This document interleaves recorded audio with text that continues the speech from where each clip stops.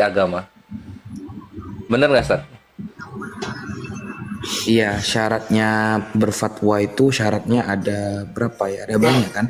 Salah satunya ahlul istifta.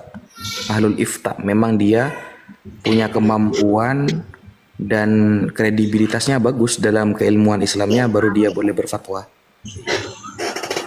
Oh, oke. Oke.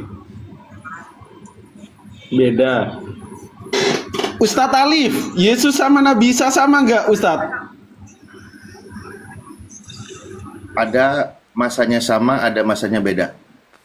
Wah, keoten dong berarti. Bukan, Ustaz Alif ini jawabannya seperti santri yang nggak pernah dikirim 1 tahun.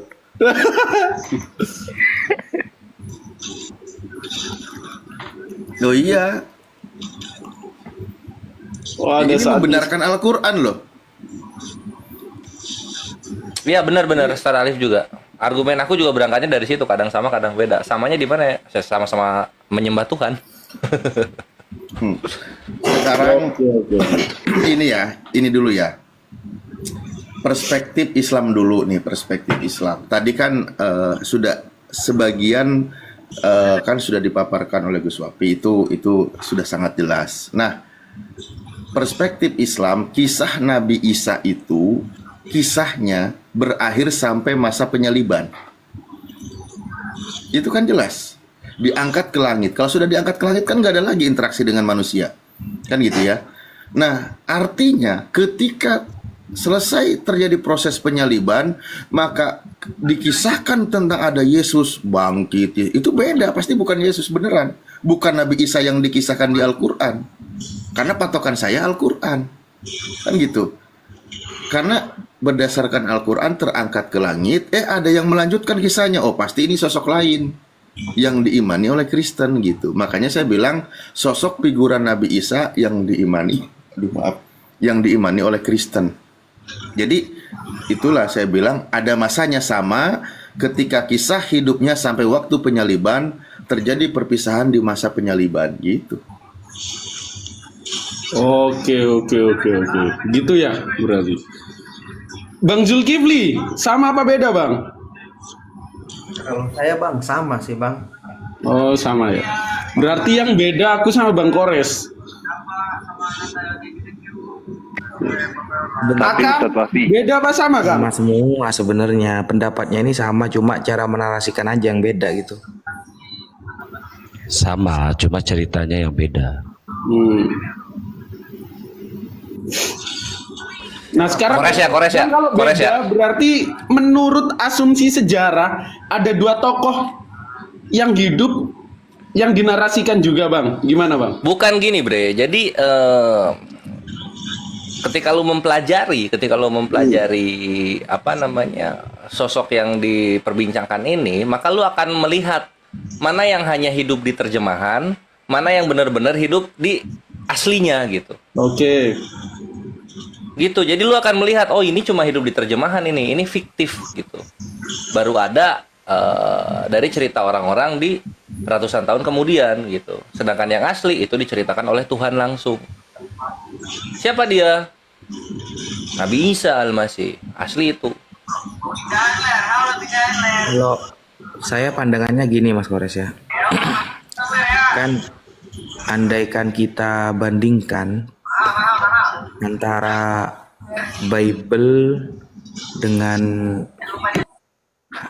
hadis dhaif lah ya, kan tetap lebih tinggi hadis dhaif tuh. Iya. Nah, jadi Bible ini kalau kita pakai ilmu hadis itu jatuhnya maudhu, karena sanad gak ada, keadilan periwayatannya gak ada, syarat yang meriwayatkan harus kuat ingatannya gak ada, terjadi syad dan terjadi ilat juga. Jadi kalau dibandingkan dalam ilmu hadis, jatuhnya kan hadis maudhu. Nah, anggaplah fiktif berarti semuanya itu kan, isi yang di dalam Bible A sampai Z itu kan fiktif kalau pakai teori hadis dalam penelitian gitu loh, fiktif semua itu. Nah, tetapi ada yang perlu kita garis miringi. Nah, ternyata garis bawah Ya, biasanya kan garis bawah ya. Ini garis miring karena Oh iya iya iya. doyong Nggak ini, biasa, gitu. nggak biasa ya, lanjut. Nggak biasa. Biasanya cerita fiktif itu jelas bohongnya. Nah, ternyata kefiktifan dalam Bible ini adalah dalam pelacakan kebenarannya, bukan dalam kenyataan ceritanya. Nah, itu harus dibedakan ya. Dalam melacak sebuah kebenaran narasi, Bible fiktif, hadis maudhu kalau kita larikan ke ilmu hadis. Tapi kenyataan yang diceritakan memang ada, begitu loh. Sehingga ada penguat dari, jadi justru Al-Quran ini yang menguatkan Bible. Sehingga andaikan hadis itu dhaif misalnya, jadi hasan li ghairihi. Andaikan maudhu jadi naik ke dhaif gitu loh. Sehingga dalam pelacakan periwayatan jelas fiktif itu tidak diterima sama sekali. Cuma dalam kenyataan fakta yang diceritakan ada mirip-miripnya gitu loh dengan kabar yang sudah pasti sahih, yaitu Al-Quran. Sehingga Al-Quran menjadi penguat dia, sehingga dia itu jatuh-jatuhnya minim-minimnya itu adalah dhaif jiddan, maksimal adalah dhaif jiddan, lemah banget, tidak sampai maudhu akhirnya. Sehingga Dhaif jiddan itu lemah yang aneh ya. lemah yang banget, jiddan kan banget gitu, hampir palsu gitu loh. Tapi gegak palsu, sehingga Al-Quran karena sebagai tameng, karena dia mirip-mirip, maka saya mengatakan tidak sama 100% enggak, tapi masih ada samanya. Satu, sama-sama menarasikan sosok yang tidak punya ayah dan ibunya Maryam atau Maria, dan dari saudaranya ada Zakaria pamannya, dan tempatnya juga wilayahnya. Udah itu saja. Masalah lahirnya di kandang domba, dibangkitkan begini begitu, sudah, karena itu gak dinarasikan oleh Al-Quran. Jadi yang dianggap benar dhaif jiddan itu hanya yang sesuai dengan Al-Quran gitu. Hanya yang sesuai dengan Al-Quran saja, kayak dia lahir tanpa ayah, ada terjadi penyalipan, kemudian nanti dia akan datang kedua kali. Nah itu aja yang ketepatan sama dengan Al-Quran, dia tertolong oleh Al-Quran, karena Al-Quran yang jelas-jelas tidak fiktif, jelas-jelas sahih dalam periwayatan. Selain yang dirasain Al-Quran, fiktif. Begitu kalau kita pakai ilmu hadisnya gitu. Mantap. Diterima. Approve. Oke. Menarik. Ini pertanyaan lagi. Pandangan sih berbeda, boleh nggak apa-apa. Nabi Isa itu disalib atau enggak, Tat? Ini mungkin aku kasih pandanganku. Dia disalib tapi nggak sampai mati. Itu sih. Oh, Laude TV. Sama siapa ya? Oh iya, Ustaz Laude juga pandangannya gitu. Laude. Sama Laude. Itu Subandi kalau Sukoco. Dia Ahmadiyah itu. Ustadz Sabir Ali kalau tahu juga gitu, Bang. Soalnya banyak juga catatan sejarah yang bilang Yesus ya emang disalib tapi nggak sampai mati gitu. Ada juga mungkin penguat Al-Quran. Nah, mungkin yang kutanyakan ini, Ustadz, arti letterlet subbihalahum itu apa sih, Tat?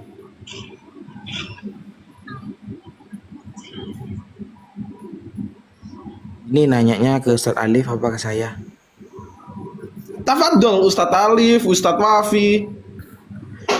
Jadi begini, lafal syubbiha itu kalimat pasif ya, menyamakan atau disamakan, menyamarkan atau disamarkan. Nah, karena syubbiha ini lafal yang pasif, berarti diserupakan, disamarkan. Sebagai naibul fa'il adalah sebagai objek, subjeknya adalah kata selanjutnya, lahum, kepada mereka. Jadi wa qaulihim inna qatalnal masiha Isa bin Maryam, ketika orang Yahudi mengatakan kami telah membunuh Isa putra Maryam, lalu dibantah oleh Allah, wa ma qataluhu, menggunakan manafi yang bermakna tidak, padahal mereka tidak membunuh Mereka tidak disalib, tetapi walakin syubbiha, diserupakan atau disamarkan si Nabi Isa itu lahum, terhadap mereka. Begitu ya. Disamarkan, kematiannya itu tidak mereka ketahui, sehingga ayat di selanjutnya dikatakan wa ma qataluhu yakinan. Mereka sebenarnya gak yakin bahwa mereka telah membunuh Isa. Mereka gak yakin. Nah, dari sini maka timbul dua perspektif. Bisa jadi memang disalib tapi mereka ragu sudah mati atau tidak. Yang kedua, bisa jadi memang orangnya itu bukan Isa, sehingga mereka tersamarkan dan mereka sebenarnya gak yakin. Nah, untuk mengetahui keduanya ini yang paling logik yang mana, adalah yang pendapat kedua yang paling logik. Orangnya memang bukan Nabi Isa. Kenapa pendapat kedua yang logik? Jadi begini, saya terangkan dulu sebelum kita membahas tentang ilmu dalam periwayatannya ya. Nah, kalau lafalnya syubbihalahum wa maqataluhu yakinan, itu terbukti ketika mereka disamarkan dan ketika mereka tidak yakin sedang membunuh Isa, terbukti bahwa dalam fakta sejarah Romawi sendiri gak tahu mana yang Isa. Mereka butuh bantuan Yudas, dan Yudas bilang, nanti kalau ada orang yang aku cium dan aku peluk berarti itu yang Isa. Nah, sosok orangnya saja diragukan, gak tahu. Dan ini dibenarkan oleh para ulama tafsir. Nabi Isa ini tidak banyak keliling desa-desa, dia tidak banyak keliling keluar kota saat itu, sehingga orang yang hadir di acara penyalipan itu sebenarnya gak tahu oknum yang mana sebenarnya yang wajahnya Isa, sehingga butuh bantuan Yudas untuk menentukan yang mana nih tukang eksekusinya. Itu gak tahu ke oknumnya, akhirnya Yudas kan yang ngasih tahu. Nah, berarti ke orangnya saja gak tahu.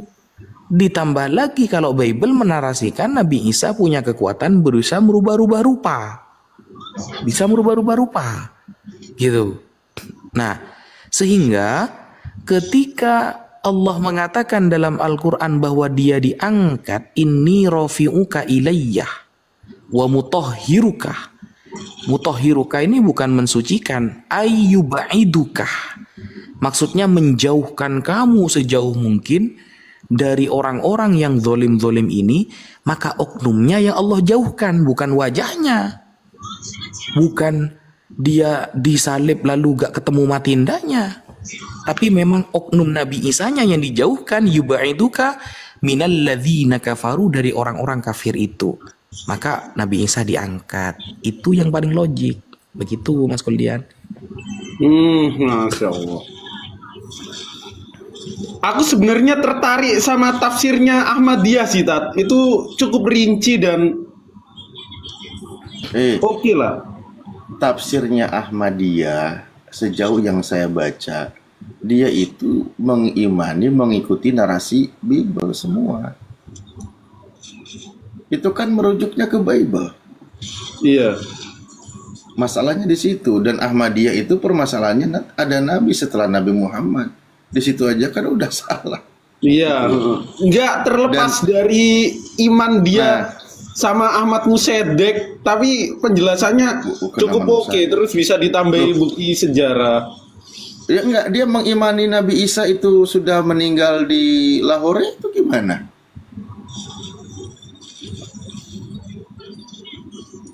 Dia pergi ke Lahore pasca penyaliban itu, menetap di sana. Ya kan makin jauh, karena sejauh yang saya pernah baca dari penjelasan Ahmadiyah itu, dia itu menafsirkan itu banyak merujuk ke Bible gitu loh. Itu yang saya kurang, karena peristiwa Subbihalahum itu jadi tidak samar lagi jadinya gitu. Maksudnya tidak tertutup lagi. Kan sudah dikatakan wa maqataluhu wa masolabuhu. Ya orang tidak disalib kok, dipaksakan diartikan peristiwanya disalib tapi tidak sampai mati. Lah, kalimat ayatnya wa masolabuhu kok mereka tidak menyalibnya, kan gitu. Oh, argumennya tuh biasanya gini, itu tuh mereka tidak menyalibnya, maksudnya itu Tidak tidak disalib mati di sampai kayu mati. salib. Ah, tidak mati di kayu salib gitu. Tidak Sehingga mati di kayu salib. Kalau argumen beberapa apa ya? Iya. Orang-orang Kan Muslim saya yang pernah itu- dengar juga. Jadi kan apa namanya disalib tapi tidak sampai mati. Sampai kan mati. gitu. Nah. Nah, kalau gitu kan berarti solaba. Terus Soalnya dimaknai- apa ya? Kata diserupakan kan juga ada bahasa Arabnya sendiri, Ustadz Alif. lah itu kan tadi udah. Contoh kalimat mang tasyabaha biqaumin kan dari kata syabaha juga itu. Yang menyerupai suatu kaum kan gitu. Enggak sih, kalau saya melihatnya kalau sudah Izin, Tan. dikatakan Ini tidak Camat mau nanya apa, menyalibnya. Camat? Mana? Oh. Ini Wah, dari Bro, lagi selamat asik pagi bahas. bro. ya pagi bro. Mau nanya apa bro? Aku mau nanya di surah Maryam yang ayat 33 bro. Ini gimana ini konteksnya? sama kayak surah Maryam 15. Iya betul. Surah Maryam ayat Ada hari 33. ini. Ini Itu kesejahteraan itu semoga dilimpahkan kepadaku pada surat hari yang kelahiranku. apa? Itu surah yang sering di framing sama teman-teman Kristen untuk menjalankan pemurtadan itu. Berarti dalam Al-Quran ini nggak ada ya, gitu. Apanya? Itu kan tertulis itu. Tiba-tiba aja nggak ada. Kenapa tiba-tiba Jadi nggak kok ada? dibilang untuk memframing gitu. Ini kan jelas. Nah, itu alat Kesejahteraan semoga dilimpahkan kepadaku pada hari kelahiranku, tahu. hari wafatku, dan hari aku dibangkitkan hidup kembali. Iya, itu sama kayak Artinya- doanya Nabi Yahya. Yahya. Sama kayak doanya Nabi Yahya Iya. di surah Maryam 15. Coba lihat di surah Maryam 15-nya. Sama itu doanya. Berartinya apa? Nanti Nabi Yahya nanti aja kita bahas dulu. Ini Ya enggak, berarti enggak kalau gitu, kalau misalnya mau dibawa ke sana, artinya ada dua orang yang sudah mati dan dibangkitkan, Nabi Yahya, Nabi Isa. Doanya sama.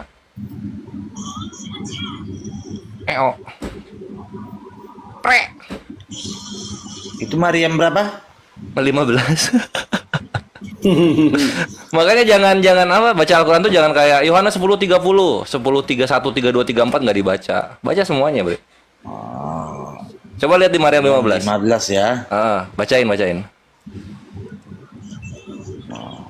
Aku bacain. Hmm. Nah, ini kan Hmm. dikatakan dia kan masih didoakan dan kesejahteraan Hmm. bagi dirinya Hmm. pada hari lahirnya, Hmm. pada hari wafatnya, dan pada hari dia dibangkitkan. Ini yang berkata ini siapa dan untuk siapa? Ini adalah Nabi Yahya. Nabi Jadi kan Yahya itu- berdoa untuk Nabi Isa gitu. Bukan, Nabi Isa belum ada. Nabi Isa nanti di surah Maryam 19-nya baru kisah Nabi Isa.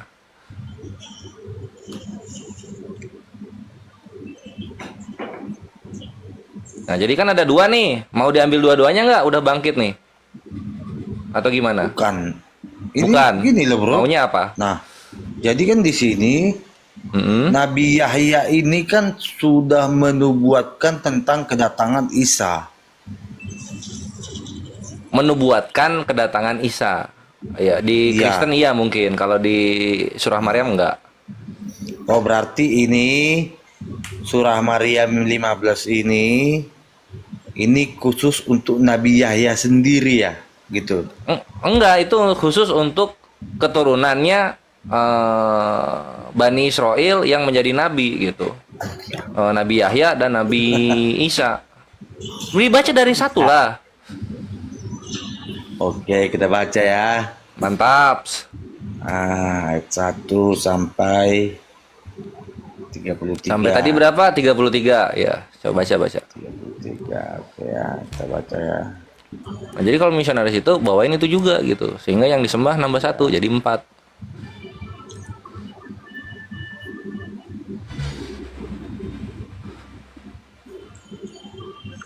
Gimana yang mau buka bacanya? Mas Flores akan menciptakan Yohanes Pembaptis jadi Tuhan setelah ini. Bubar. Oh ini ada Udah dia bubar, bro, woi. ada. Cabul lo buta di Ada sini. bro. Ah, Woi, nih. bubar. Mat buta huruf. Woi, Tuhan bongkok. huruf. Penyembah Tuhan yang menggauli ibunya. Kamu. Tuhan yang menggauli ibunya. Umat buta huruf nabi. Tuhan menggauli ibunya 7% di Indonesia. Ini kan. Naikin lah, menghujat gitu nggak apa-apa. Pada hamba Zakaria. Ya, siap. Silakan lanjut. Yaitu ketika dia berdoa kepada Tuhannya dengan suara lembut. Dia, Zakaria berkata, "Ya Tuhanku, sungguh tulangku telah melemah. Kepalaku telah dipenuhi uban, sedang aku belum pernah kecewa dan berdoa kepadamu ya Tuhanku. Dan sungguh aku khawatir terhadap kerabatku sepeninggalku, padahal istriku seorang yang mandul. Maka anugerahilah aku seorang anak laki-laki," kata Nabi Zakaria, Ya. "yang akan mewarisi aku dan mewarisi dari keluarga Yakub, dan jadikanlah dia, ya Tuhanku, seorang yang diridai." Allah berfirman, "Wahai Zakaria, kami memberi kabar gembira kepadamu dengan seorang anak laki-laki namanya Yahya, yang kami belum pernah memberikan nama seperti itu sebelumnya." Dia, Zakaria berkata, "Ya Tuhanku, bagaimana aku mempunyai anak padahal istriku seorang yang mandul, dan aku sendiri sesungguhnya sudah mencapai usia yang sangat tua." Allah berfirman, "Demikianlah Tuhanmu berfirman, hal itu mudah bagiku. Sungguh engkau telah aku ciptakan sebelum itu, padahal pada waktu itu engkau belum terwujud sama sekali." Nah, ini praeksistensinya Nabi Zakaria. Ya Tuhanku, berilah aku suatu tanda. Allah berfirman, "Tandamu ialah engkau tidak dapat bercakap-cakap dengan manusia selama 3 malam, padahal kau sehat." Maka dia keluar dari mihrab menuju kaumnya, lalu dia memberi isyarat kepada mereka, "Bertasbihlah kamu pada waktu pagi dan petang. Wahai Yahya, ambillah, pelajarilah kitab Taurat itu dengan sungguh-sungguh, dan kami berikan hikmah kepadanya selagi dia masih kanak-kanak. Dan kami jadikan rasa kasih sayang kepada sesama dari kami dan bersih dari dosa, dan dia adalah seorang yang bertakwa dan sangat berbakti kepada kedua orang tuanya, dan dia bukan orang yang sombong, bukan pula orang yang durhaka. Dan kesejahteraan bagi dirinya pada hari lahirnya, pada hari wafatnya, dan pada hari dia dibangkitkan hidup kembali." Lanjut. Sampai 33 kan? Berarti ini belum. Iya, lanjut. Ini masih ayat 14, 15. Iya, dilanjut. Nah, jadi di sini kan dia ini kan masih dari ayat 13 tadi. Ini kan perintah dari Allah. "Wahai Yahya, ambillah, pelajarilah kitab Taurat itu dengan sungguh-sungguh, dan kami berikan hikmah kepadanya," dalam kurung Yahya, selagi dia masih kanak-kanak. "Dan kami jadikan rasa kasih sayang kepada sesama dari kami dan bersih dari dosa, dan dia adalah seorang bertakwa," ayat 14, "dan sangat berbakti kepada kedua orang tuanya, dan dia bukan dari orang dosa yang sombong, kudus, bukan pula orang yang durhaka." Ini ayat 15. "Dan kesejahteraan bagi dirinya pada hari lahirnya, pada hari wafatnya, dan pada hari dia dibangkitkan hidup kembali." Nah, ini firman Allah tentang Yahya ya. Iya. Ayat 16. Dan ceritakanlah kisah Maryam di dalam kitab Al-Quran, yaitu ketika dia mengasingkan diri dari keluarganya ke suatu tempat di sebelah timur. Baru masuk ke Maryam sekarang. Kan gitu. Ya tadi Lalu udah dia tuh stop memasang tuh. tabir melindunginya dari mereka, lalu kami mengutus roh kami kepadanya. Maka ia menampakkan diri dalam bentuk wujud manusia. Dia Maryam berkata, sungguh berlindung kepada Tuhan Yang Maha Esa, yang Maha Pengasih terhadapmu jika engkau orang yang bertakwa. Dia berkata, sesungguhnya aku hanyalah utusan Tuhanmu untuk menyampaikan anugerah kepadamu berupa seorang anak laki-laki. Dia Maryam berkata, bagaimana mungkin aku mempunyai anak laki-laki, padahal tidak pernah ada orang laki-laki yang menyentuhku dan aku bukan seorang pezina. Dia berkata, demikianlah Tuhanmu berfirman, hal itu mudah bagi Tuanku, agar kami menjadikannya suatu tanda kebesaran Allah bagi manusia dan sebagai rahmat dari kami. Maka dia mengandung, lalu dia mengasingkan diri dengan kandungannya itu ke tempat yang jauh. Kemudian rasa sakit akan melahirkan memaksanya bersandar pada pangkal pohon kurma. Dia berkata, wahai alangkah baiknya aku mati sebelum ini dan aku menjadi seorang yang tidak diperhatikan dan dilupakan. Maka dia Jibril berseru kepadanya dari tempat yang rendah, jangan engkau bersedih hati. Sesungguhnya Tuhanmu telah menjadikan anak sungai di bawahmu. Dan goyanglah pangkal pohon kurma itu ke arahmu, niscaya pohon itu akan menggugurkan buah kurma yang masak kepadamu. Maka makan minum bersenang hatilah engkau. Jika engkau melihat seorang berkata, maka katakanlah, sesungguhnya aku telah bernazar berpuasa untuk Tuhan Yang Maha Pengasih, maka aku tidak akan berbicara kepada siapapun pada hari ini. 27. Kemudian dia membawa dia bayi itu kepada kaumnya dengan menggendongnya. Mereka kaumnya berkata, wahai Maryam, sungguh engkau telah membawa sesuatu yang sangat mungkar. Wahai saudara perempuan Harun, Maryam, ayahmu bukan seorang yang buruk perangai dan ibumu bukan seorang perempuan pezina. Maka dia, Maryam, menunjuk kepada anaknya. Mereka berkata, bagaimana kami akan berbicara dengan anak kecil yang masih dalam ayunan? Dia, Aisyah, berkata, sesungguhnya aku hamba Allah, dia memberiku kitab Injil dan dia menjadikan aku seorang nabi. Loh, baru lahir bisa ngomong ya bang? Iya betul. Ini yang nggak ada di Bible. 31. Dan dia menjadikan aku seorang yang diberkahi mana saja aku berada, dan dia memerintahkan kepadaku melaksanakan sholat dan menunaikan zakat selama aku hidup, dan berbakti kepada ibuku, dan dia tidak menjadikan aku seorang yang sombong lagi celaka. Dan kesejahteraan semoga dilimpahkan kepadaku pada hari kelahiranku, pada hari wafatku, dan pada hari aku dibangkitkan hidup kembali.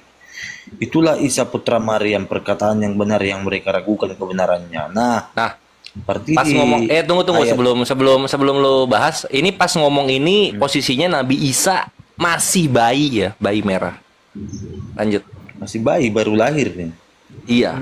Oh, itu mujizatnya yang nggak ada di Bible. Betul.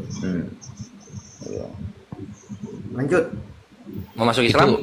Itu Bible lupa nyatat. Oke. Nanti tahun 2030 habis revisi ada tuh dicatat.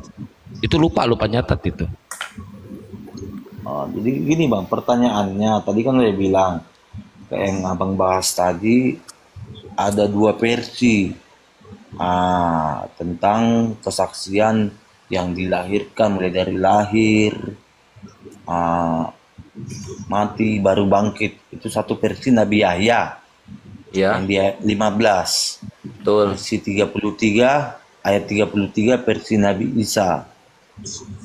Oh, berarti setiap nabi mendoakan itu ya? Iya gitu. Jadi bukan berarti nabinya udah mati lalu kemudian bangkit ketika dia berkata seperti itu. Dapat ya, ngerti? Jadi kan itu nangkep nggak? Nangkep bang, nangkep. Alhamdulillah. Kita harus menghargai istilahnya, harus menghargai adanya, walaupun ada perbedaan, kita nggak boleh menafikan itu gitu. Yang penting kita jauhkan aja dari hujatan-hujatan. Jadi bang, saya mau nanya ini bang, ini dikatakan di ayat 28 ini. Ya, ini baru berarti ya? Wahai saudara perempuan Harun. Ya. Ini Harun yang mana bang? Harun saudara Musa ya? Bukan, kan beda zaman. Jadi kebiasaan Semit, Maibre, mereka akan menamakan anak-anaknya dalam bentuk pengharapan doa dengan nama-nama orang terdahulu yang soleh, orang-orang terdahulu yang beriman, gitu. Contoh misalnya kayak kita ketemu sekarang orang namanya Yakob misalnya, atau ketemu di Islam nama orang namanya Yunus, kayak gitu. Itu adalah sebuah pengharapan orang tua memberikan nama dari orang-orang terdahulu yang soleh supaya itu terjadi di anaknya. Nah, sama seperti ini. Maka dia Maryam, mana tadi itu 28 ya. Wahai saudara perempuan Harun, gitu kan. Nah, Harun ini adalah Harun orang soleh di zaman itu, gitu. Oh, berarti bukan Harunnya saudara Musa ya? Bukan. Oke, Bang. Jadi kalau gini kita diskusinya kan enak, saling terbuka, Jauh, tidak ada tekan menekan, tidak ada framing, gini kan kita enak. Mantap. Nah, kalau itu gue balik bertanya boleh nggak? Boleh Abangku, boleh. Ah, mantap. Nanti dilanjut sama yang lain ya. Gue cuma bentar doang. Ini gue bertanya bukan mau ngejebak atau ngetes, tapi pengen tahu kebenarannya mengenai keselamatan dalam Kristen. Dalam Kristen itu ketika percaya Yesus sebagai Tuhan dan Juru Selamat, itu sudah pasti diselamatkan. Kalau modal percaya aja enggak, Bang. Oh, jadi apalagi modalnya? Nah, kan jadi kita bicara pakai data, Bang ya. Ntar saya bukakan ayatnya, Bang ya. Boleh. Bang Camat, sebelum buka ayat, Bang Camat, saya nanya dikit ya. Kan gue belum beres pertanyaan gue dijawab, gimana sih? Iya.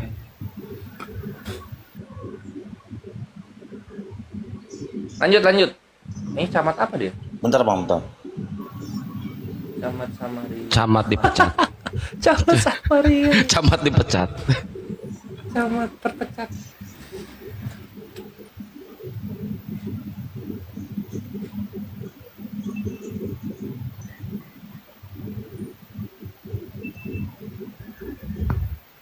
Kenapa lama nyarinya Camat?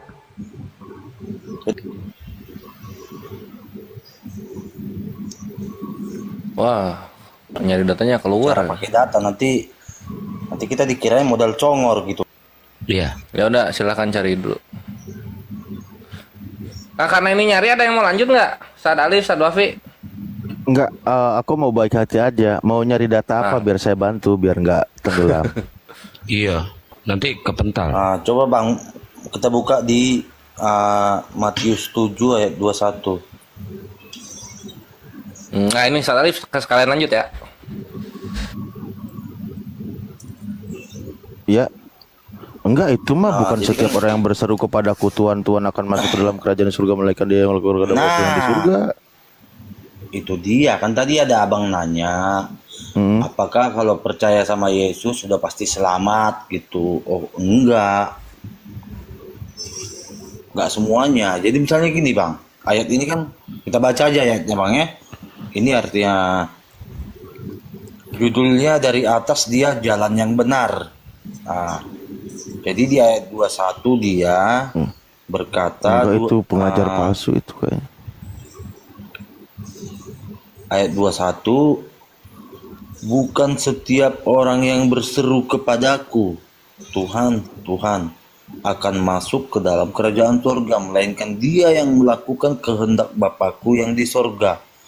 Pada hari terakhir, banyak orang akan berseru-seru kepadaku, Tuhan, Tuhan, bukankah kami bernubuat demi namamu dan mengusir setan demi namamu dan mengadakan banyak mujizat demi namamu juga? Pada hari itu aku akan berterus terang kepada mereka dan berkata, aku tidak pernah mengenal kamu. Enyahlah daripadaku, kamu sekalian pembuat kejahatan. Poinnya di sini Bang. Syukurin. Diusir sama Yesus. Poinnya, syukurin. Sebentar dulu. Biar saya kasih tahu poinnya di mana. Poinnya di awal ayat 21. Bukan setiap orang. Misalnya gini, artinya bukan setiap orang. Ada 10 orang. 10 orangnya berseru-seru. bukan semuanya diselamatkan. Karena ada dia berseru-seru dalam artian dia cuman formalitas. Yang selamat 10 orang. Nah, Gini, bukan. coba. Yang Ini bu- Aikores masih mau lanjut Bentar, nggak nih Bang. tadi? Ayo. Enggak, tadi kan itu permintaan dalil Aikores, Bang Kores tuh Pera Istar. Masih lanjut nggak? Enggak. Nah, jadi Gini. ini banyak orang salah menafsirkan ayat ini, Bang. Nah, di sini banyak orang salah menafsirkan. Kok yang selamatnya Tapi sedikit andai 10 kata, orang?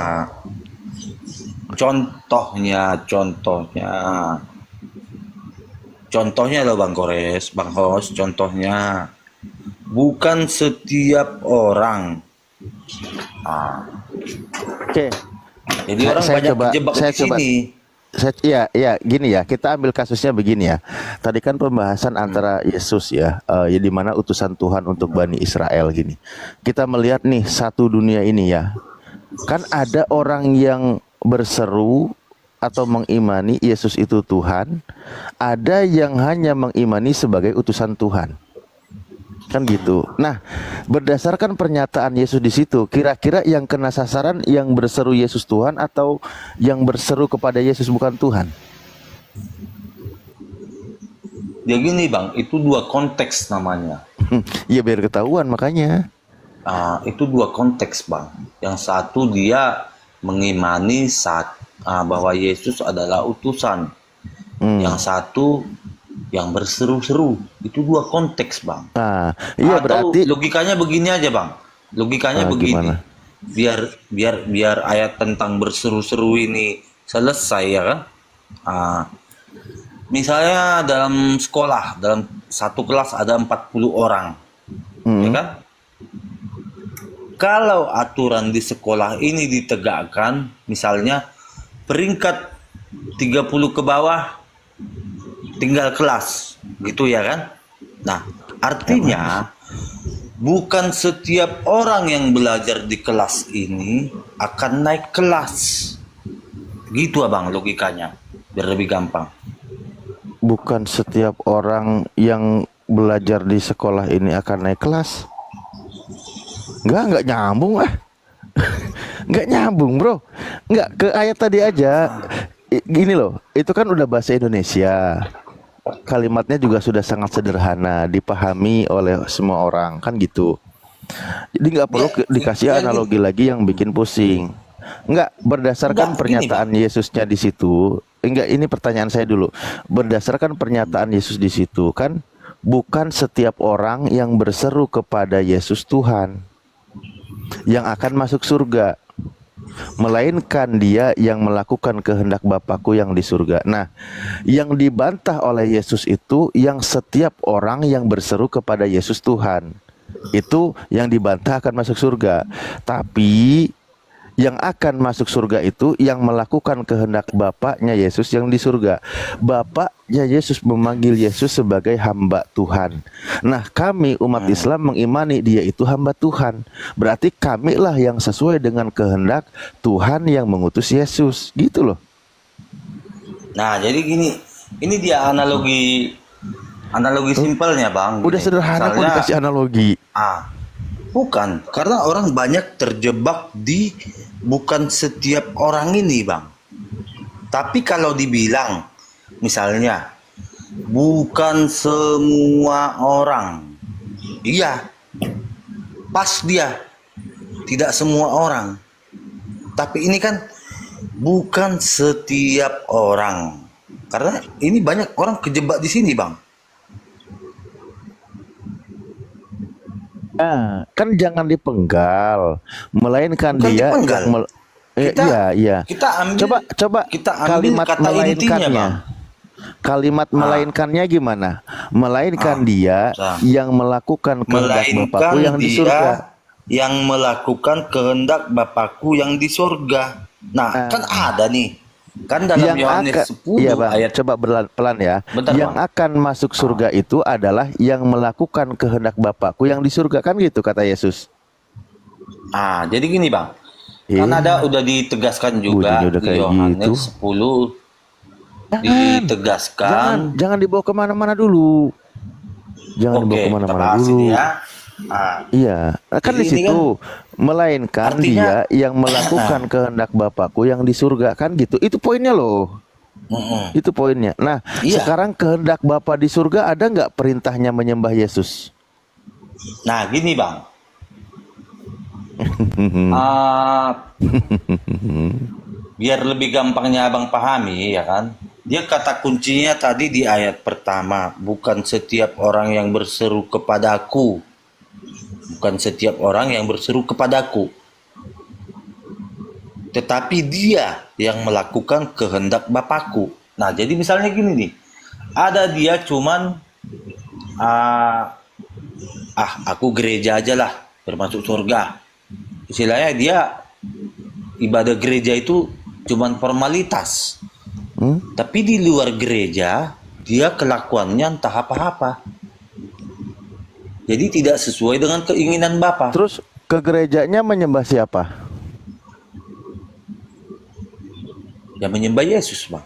Nah, di mana perintah Bapak ke gereja menyembah Yesus? Ada nggak? Nah, jadi di sini Nggak ada kan? itu nanti jauh dia konteksnya Kan nanti. kehendak Bang. Bapakku yang di surga. Kan kata Yesus, Jauh dia nanti. yang akan masuk surga itu yang melakukan kehendak Bapa yang di surga. Kau mencontohkan bukan Karena kehendak tadi- Bapa, bukan perintah Bapak. Gimana sih? Karena tadi aku mau ke Yohanes, Abang nggak terima.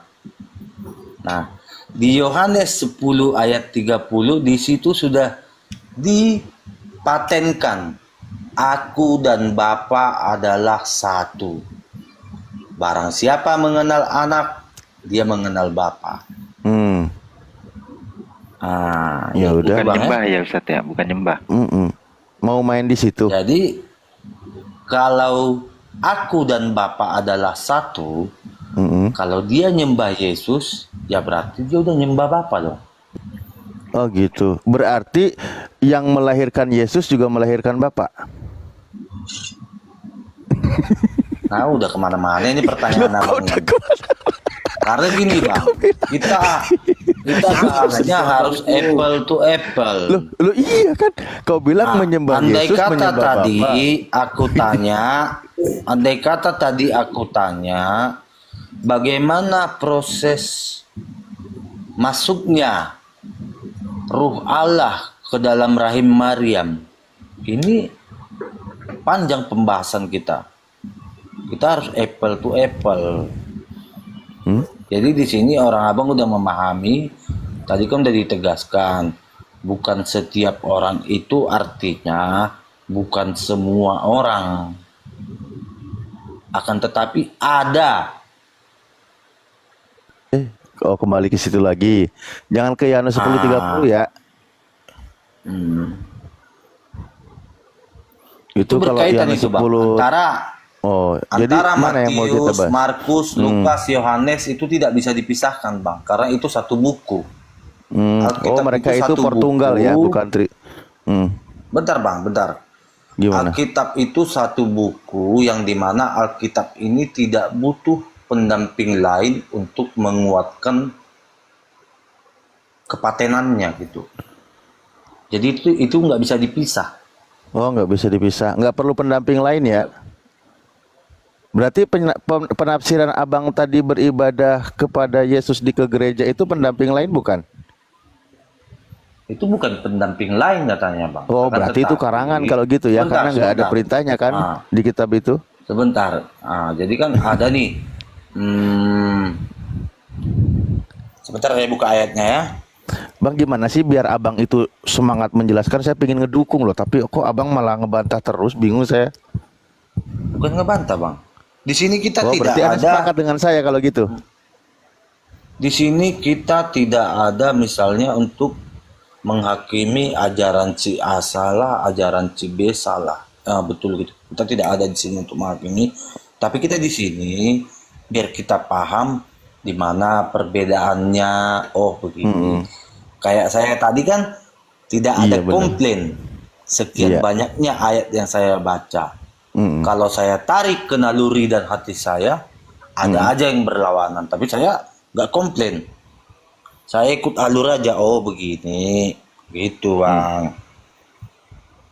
Iya. Ya udah. Jadi kesimpulannya gimana? Kesimpulannya begini abangku. Sebenarnya menurut saya semua agama ini mengajarkan Bukan. kebaikan. Kesimpulan di Ya. Matius 7:21 itu Oh, gimana? Malah ya, kesimpulan pembahasan kita gitu loh. Bukan. Ah, Goldian mungkin lagi mau masuk. Enggak, aku mau merem ngakak lihat kesimpulannya. Semua agama. Lanjut Ustadz, enggak apa-apa. Gara-gara mie selera pedas ini aku kepedesan jadi ngobrol Bang Camat nggak jadi tidur. Tadi Bang Camat tuh udah tewas lawan aku kabur di roomnya siapa tadi? Ahi Arif RH. Siapa? datang lagi. Kan tadi udah tewas Bang. di roomnya siapa? Arif RH. Dia gini bang, kebanyakan room ini nggak sehat. Di saat kita mau menjelaskan kita Abang bilang diturunin tadi gitu apa loh. tadi itu? Semua agama apa? Semua agama apa itu? Coba abang lanjutkan. Sebentar. Saya buka dulu. Sebenarnya menurut saya gini ya, kita demokratis saja ya berpikirnya ya. Enggak, saya punya maksud. Iya, Roperilop, selamat bergabung dengan Panglima Apologet Islam. Kemana aja Roperilop? Kebaikan, tetapi pola pikir oranglah yang membuat berbeda. Jadi ya selera orangnya, dia mau ikut ajaran mana, dan kita tidak boleh misalnya untuk memaksa.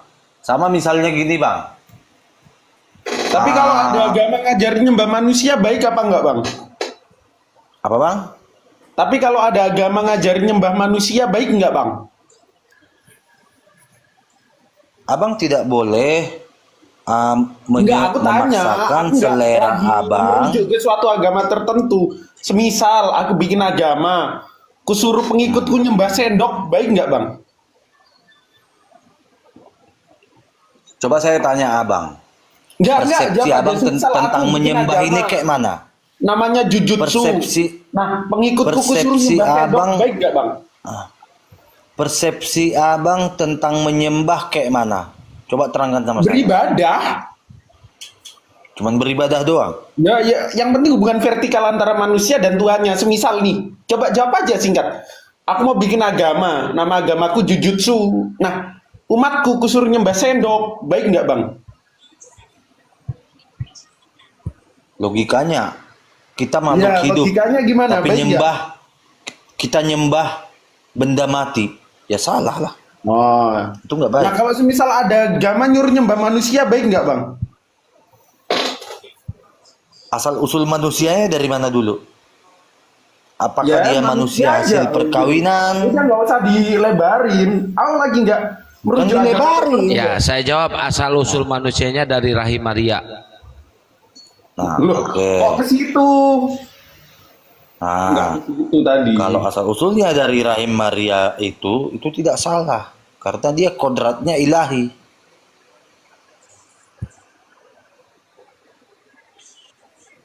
Enggak sih, kalau saya gini bang, kalau semua agama itu baik, oke lah. Memang, tapi tidak setiap agama yang abang katakan baik itu benar. Karena Kalau ini aku abang, malah pengen tahu dulu. standar. Ya, silakan Ustaz Alif. Karena begini bang, Maksudnya sampai gini. kapanpun kita Iya. bahas tentang agama ini, kita akan tetap membenarkan agama kita. Iya Tidak ada betul. cerita kita membenarkan agama orang. Iya, udah. Nah, kan tadi setiap agama mengajarkan baik. Gini, saya pengen tahu, Bang. Tadi kan sudah membahas beberapa ayat Al-Quran tentang Nabi Isa. Dia tidak dibunuh, tidak disalib. Dia dibersihkan dari perkara penyaliban. Kan gitu, dia diselamatkan. Karena penyaliban itu peristiwa yang terkutuk, yang merendahkan dan menghinakan. Dia diangkat, diselamatkan. Nah, bahwa Nabi Isa berdasarkan ayat Al-Quran dia itu ada pembelaan terhadap dia itu tidak sampai dihinakan dan direndahkan. Terus ada kitab Bible, Yesus itu dihinakan dan direndahkan, harus diimani, mati di kayu salib dengan cara terkutuk. Pertanyaan saya, dari kedua narasi kitab suci ini yang mengajarkan baik yang mana? Tadi kita belum ada kita membahas tentang Isa disalibkan atau tidak. Saya belum Kita sampai berbicara ke situ. kebaikan ini, Bang. Kebaikan. Kan tadi kan Anda bilang Oke. setiap agama mengajarkan kebaikan. Nah, di Islam mengajarkan Nabi Isa itu tidak mati terkutuk. Dia selamat dari pengutukan penyaliban itu. Di Kristen diajarkan dia itu mati terkutuk di kayu salib. Nah, kira-kira di antara kedua ini yang mengajarkan kebaikan yang mana? Oke, jadi gini tadi di Muslim Isa tidak disalib, ya kan? Tidak menjadi kutuk di tiang salib. Akan tetapi kan ada gantinya, Bang. Ada yang menjadi tumbal, ya kan? Untuk menggantikan Isa. Ada penggantinya. Nah, berarti ada yang menjadi tumbal. Sementara di Alkitab dia tanggung sendiri semua penderitaan itu. Oh, jadi yang ditumbalkan oleh Al-Quran itu yang ditanggung sendiri oleh Kristen, yang dituhankan itu. Kalau di Alkitab kami, memang Yesus yang disalib, bukan ada ditumbalkan. Loh, kan bukan tadi ada sudah yang jelas. diganti-ganti gitu. Iya. Itu memang Yesus menurut sendiri Al-Quran. yang disalib. Iya, Kalau kan menurut menurut Al-Quran, yang ditumbalkan itu yaitu terserah orang abang. Nah, itulah yang Anda menurut imani. saya, nah, kalau menurut saya mengajarkan tentang penumbalan itu nggak baik. Oh, nggak baik, betul. Makanya kenapa gitu disebut dia, sebagai penebusan dosa? Gimana sih? Nah, Kan Yesus perspektif yang keimanan kami abang, imani di Tuhan dalam abang terkutuk, Bang. Alkitab. Nah, sekarang gini, bro. Gimana, Bro? Umpamanya terkutuk dan menjadi kutuk itu beda. Oh, tapi kutuk enggak dia? Bedanya di mana ya? Terkutuk dan menjadi kutuk itu beda. Misalnya gini nih, kriminal nih. Ya udah jelasin aja terkutuk itu apa, menjadi kutuk itu apa. Terkutuk itu adalah orang yang sudah melanggar Ya, kalau menjadi kutuk hukum. Kalau menjadi kutuk, dia mengambil peran dengan rela berkorban atas apa yang tidak dia lakukan. Contohnya tadi Itulah kriminal menjadi itu kutuk. gimana? Kriminal bagus itu gimana? Oke, tanya gini nih. Kriminal ya Bang ya, gini. Ya Bang. Saya sebagai seorang bos, ya kan? Ya Bang. Saya sebagai seorang bos, saya misalnya Tunggu, narkoba lah, jangan bandar sebagai besar. bos. Tunggu, jangan sebagai bos, wakil bos aja, wakil bos. Nah, itu nggak Mandor efek. lah, mandor. Nanti ya gini aja. Saya sebagai seorang bos bandar narkoba, ya kan? Akan tetapi saya memerintah anak buah saya untuk melakukan kriminal, ya kan? Nah, Anak terus buah saya bekerja Ini kayaknya atas baru ngarang perintah ini. saya. Atas ini biar saya analogikan. Iya. Atas perintah Analoginya saya. dibikin baru, makanya agak lambat. Lanjut. Biar baru gampang. bikin ya analoginya baru bikin. Belum Ya, disiapin. sebentar aja, biar orang abang paham arti menjadi kutuk dan terkutuk. Nah, jadi si anak buah saya ini jual narkoba, ya kan? Jual narkoba. Akan tetapi karena barang bukti ada di dia dan barang bukti ini sebagian tinggal di rumahnya, supaya si suaminya ini, anak buah saya ini tidak ditangkap polisi, istrinya lah yang menggantikannya. Sementara si istri tidak tahu apa-apa tentang perbuatan suaminya. Berarti Akan tetapi Yesus- istrinya rela menanggung. Ya berarti salah sasaran itu berarti ya. Nah, istrinya ini kriminal atau korban kriminal. Bingung sendiri dia. Nah, menjadi korban Yesus kriminal, kan? kriminal jadinya. Bukan kriminal kan? Nah, Ya, itu dia.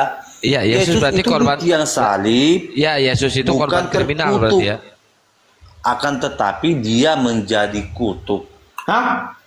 Apa nggak nyambung? Masih nggak Bingung jelas aku, Bang, amat sih sama orang, analogi. analoginya kacau. Gini bro, di Bibelmu itu udah jelas tertulis Galatia 3 nomor 13, terkutuklah orang yang mati di kayu salib. Nah, yang mati di kayu salib siapa? Jangan Judas. dipotong satu ayat, bro. Enggak, saya Jangan tanya dipotong sebab satu ayat. ada tertulis. Gini, kita pelan-pelan aja deh. Sebab ada Galatia berapa? tertulis, terkutuklah orang yang mati di kayu salib. Nah, Anda bilang Galatia berapa? 3 nomor 3.